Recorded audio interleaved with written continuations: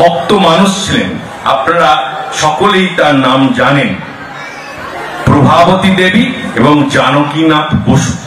নেতাজি সুভাষচন্দ্রের পিতা জানকীনাথ বসু তৎকালীন দিনের প্রথিতযশা ব্যারিস্টার ছিলেন, তার সে প্রভাবতী দেবী পরম দয়ালের পরম ভক্ত শিষ্যা। তিনি নিজে হাতে ইট কাটাতেন। যখন ওই বিশ্ববিজ্ঞান গবেষণা কেন্দ্র তৈরি হয় তখন গলার হার খুলে দিয়েছিলেন পদ্মার পার বাঁধাবার জন্য। তার ছিলেন ব্যারিস্টার জেন দত্ত স্ত্রী, তিনিও পরম ভক্তিমতী মা ছিলেন। তারা সর্বস্ব দিয়ে ঠাকুরকে আমাদের জীবনে পৌঁছে দেওয়ার তিনি একটা প্রতিকৃতি কাজ করে গেছেন। তা প্রভাবতী দেবী একদিন বসে আছেন, তিনি ব্যারিস্টার, তার কাছে একজন মানুষ এসেছেন, দাম্পত্য জীবনের সমস্যা কথা বলছেন। আর মা, নেতাজির মা, নেতাজি সুভাষচন্দ্র বসুর জননী, তিনি পাশ থেকে আড়াল থেকে শুনছেন। শুনতে শুনতে তখন অবাক হচ্ছেন। তা যখন ওই জানকীনাথ বসু চেম্বার থেকে উঠে এসছেন, বলছে, হ্যাঁ গা, স্বামী স্ত্রী আবার ঝগড়া হয় নাকি? বলে, হ্যাঁ গো গিন্নি হয়। তা কেমন ধারা? বলছে, এখন ডিভোর্স হচ্ছে। ডিভোর্স আর্য ভারতবর্ষের মহাপাপ। এটা আমাদের দেশে আইন ছিল না। এটা আমাদের দেশে বিবাহ বিচ্ছেদ, আমাদের বিবাহকে বলা হয় স্যাক্রামেন্ট, বলে পবিত্র বন্ধন। এই বিবাহ কোনদিন বিচ্ছিন্ন হয় না। তারা সামনে মায়েরা বসে আছেন, ওদের পেট থেকেই তো আমরা হই, তাদের সামনে জ্ঞান ট্যান দেওয়ার ক্ষমতা আমার নেই, ক্ষমা করবেন। দাদারা খুব বেশি নেই, মায়েরাই বেশি, পৃথিবীতে মায়েরাই তো চালায়। তা বলছেন যে ওই ডিভোর্স নাকি আজকাল হচ্ছে। ডিভোর্স আমাদের দেশে ছিল না। ডিভোর্স একদম সম্প্রতি, ব্রিটিশদের দেশেও ডিভোর্স ছিল না, ইংরেজের দেশে। কোথা থেকে এলো?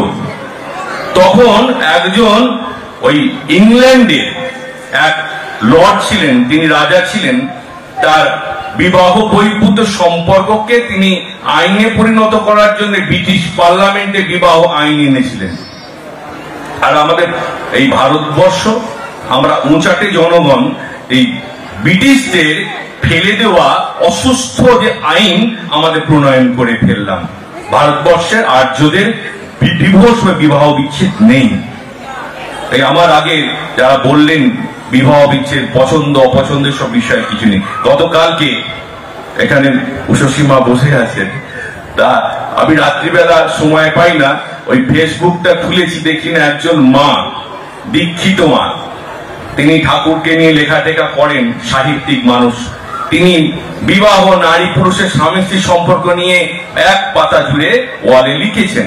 আমি পড়ে অবাক হলাম যে আজকালকার দিনে যে সৎসঙ্গীদের মধ্যেও এমন ধারণা হয় নাকি, বিভিন্ন রকম কথা, ওসব অবান্তর কথায় আমি যাব না।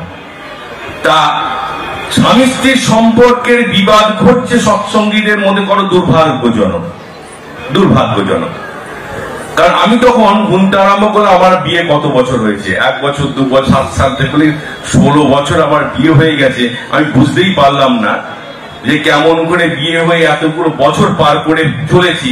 কত বছর আমি বিয়ে হয়েছে বা কিভাবে চলছি আমার মনেই নেই। তখন আমি গাঁট গুনে, প্রকৃততে গাঁট গুনে হিসাব করছি, 7, 8, 9 বলে আমি হিসাব করে 16 বছর আমার বিয়ে হয়েছে। অল্প বয়সী বিয়ে দিয়ে মা দিয়ে দিয়েছিল। যাই হোক, চলছি তো, বাচ্চাটাও তো বড় বড় হয়ে গেল। কখনো এসব প্রশ্ন তো মাথায় জাগেনি, আর জাগার সুযোগ নেই। কেন বলুন তো সুযোগ নেই? কারণ হচ্ছে আমাদের জীবনে যারা বেশি নিজেদেরকে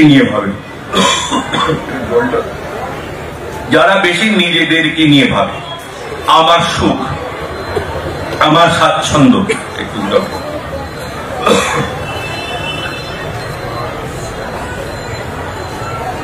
আমার সুখ, আমার স্বাচ্ছন্দ্য, আমার পোশাক, আমার পরিচ্ছদ,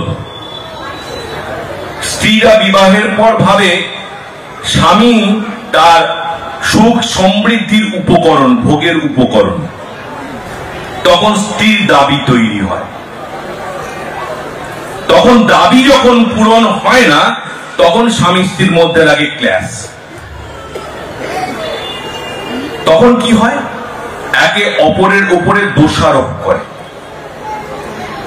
এই দোষারোপ করতে করতে একে অপরের মন্দ খুঁজতে আরম্ভ করে। মন্দ, তুমি আমাকে এতবার খারাপ কথা বলেছো ঝগড়ার সময়, তুমি আমাকে এতবার আমার বাপের বাড়ি নিয়ে কথা বলেছো। স্বামী বলে, তুমি তো আমার মাকেই কথাগুলো, বাবাকে কথাগুলো বলেছো। অজান্তেই পুরুষ তার জীবনের যে দুর্বলতম জায়গাগুলো তার স্ত্রীর সামনে প্রকটিত করে দেয়। হয় কি, পুরুষ স্বামী তার ব্যক্তিত্ব হারিয়ে ফেলে স্ত্রীর কাছে। আর স্ত্রী কি করে? স্বামীকে, ব্যক্তিত্ব হারা স্বামীকে তার ভোগের, তার সমৃদ্ধির, তার নিজের সামগ্রী জোগাড়ের উপকরণ ভাবে। তার ফলে কি হয়? Give and take. আমাদের বিবাহ যেমন ধর্মীয় বন্ধন, তখন ধর্মীয় বন্ধন থাকে, তখন কন্ট্রাক্ট এসে যায়। মুসলমানদের একটা বিবাহ যে মুটা ম্যারেজ, সেখানে কি হয় জানেন? 5 বছরের বিবাহ এখন বন্ধ হয়ে গেছে। বলে তোমার সঙ্গে আমার 5 বছরের বিবাহ, 1.5 বছরের বিবাহ, তারপর ছাড়, যেমন কন্ট্রাক্ট হয়। আর মুসলিমদের বিবাহ হয় কন্ট্রাক্ট। বলেন ওই কাবিলনামা, আমি তোমাকে এই দেনমোহর দিলাম, আর তুমি যদি দেনমোহর দাও আমি তোমাকে স্বামী রূপে কাবিল করব। কবুল কবুল কবুল করে।